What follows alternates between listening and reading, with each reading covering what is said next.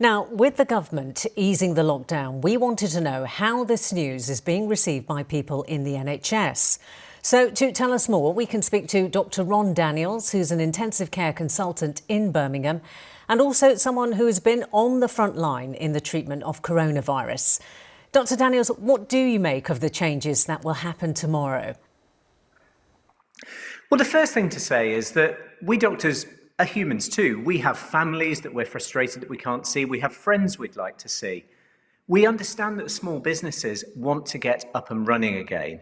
But what we have to be mindful of is the fact that there is a risk that as people integrate more into society, we are going to start to see more cases. And the question is our NHS ready for that right now? So it's a delicate balance, and it's a balance that so far we've been getting right. But if we go too much too soon with relaxation of lockdown, then we are going to find ourselves in difficulty.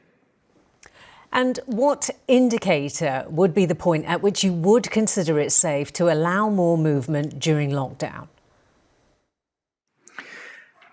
The first thing we want to see is capacity. Now, we know that hospitals across the Midlands, and particularly around Birmingham, where we had a big wave, coped admirably with this. We'd extended our capacity to 250, 300% of our normal capacity, and that was enough. We coped, and we are starting to see fewer people coming into hospital with COVID-19, and we're starting to see some beds available on the wards, and that's great.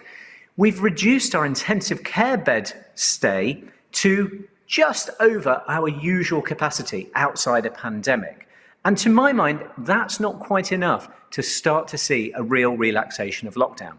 People with COVID-19 who end up in intensive care spend 2, 3, 4 weeks or even longer in intensive care. So there's an inevitable lag between the numbers coming down at the front door of the hospital and intensive care beds being available. I'd like to see more being available before we have further relaxation. OK, and so just to clarify, we haven't reached that point yet, have we? We're not there yet. I'd like to see my intensive care unit down to the normal summer number of patients. And it's approximately double that at the moment. I work in a relatively small intensive care unit. I'd like to see those numbers come down further. We're close, but we're not there yet. Numbers have been reducing every day, but we'd like to see a little more capacity before we relax lockdown. And right now with these new measures, so much is dependent on behaviour.